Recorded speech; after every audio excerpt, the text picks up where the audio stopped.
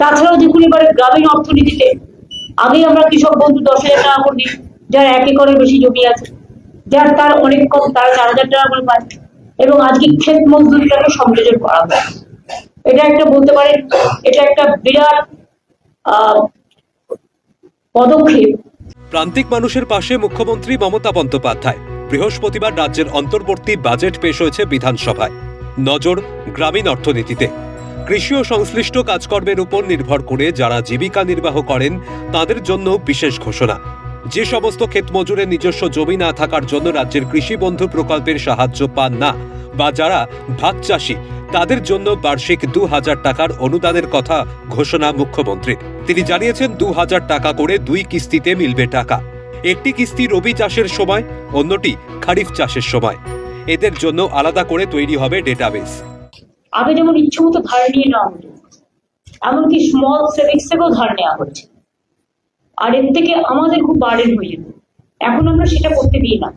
আমাদের এফআরডি সিস্টেমটা হচ্ছে আপনাদের একটা ফাইন্যান্সিয়াল ডিসিপ্লিন।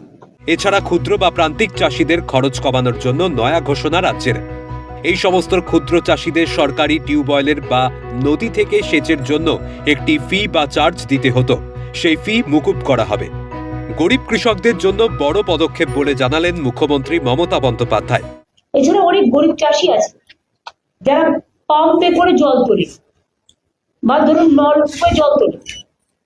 গভর্নমেন্টের খরচাটা ছিল 1,500 থেকে 2,000 টাকা মাসে, আর প্রাইভেট থেকে নিলে ওটা 2,500 3,000 টাকা হয়ে যেত।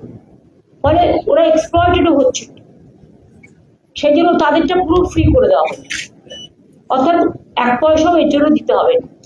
বলা বাহুল্য, কৃষক বন্ধু প্রকল্প হল পশ্চিমবঙ্গের সরকারের একটি জনকল্যাণমুখী উদ্যোগ, যা 2019 সালে কৃষকদের আর্থিক সহায়তা এবং সামাজিক সুরক্ষা প্রদানের জন্য চালু করা হয়। এর মাধ্যমে 1 একর বা তার বেশি চাষযোগ্য জমির মালিকরা পান প্রতি বছর সর্বোচ্চ 10,000 টাকা, যা রবি ও খারিফ দুটি মরশুমে 2টি সমান কিস্তিতে দেওয়া হয়।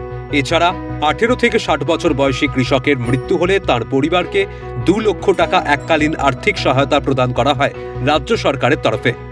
রাজনৈতিক বিশ্লেষকদের মতে গ্রামের প্রান্তিক মানুষের পালস বোঝেন তৃণমূল সুপ্রিমো। কার্যত রাজ্য বাজেটে তারই প্রতিফলন। ক্যালকাটা নিউজ।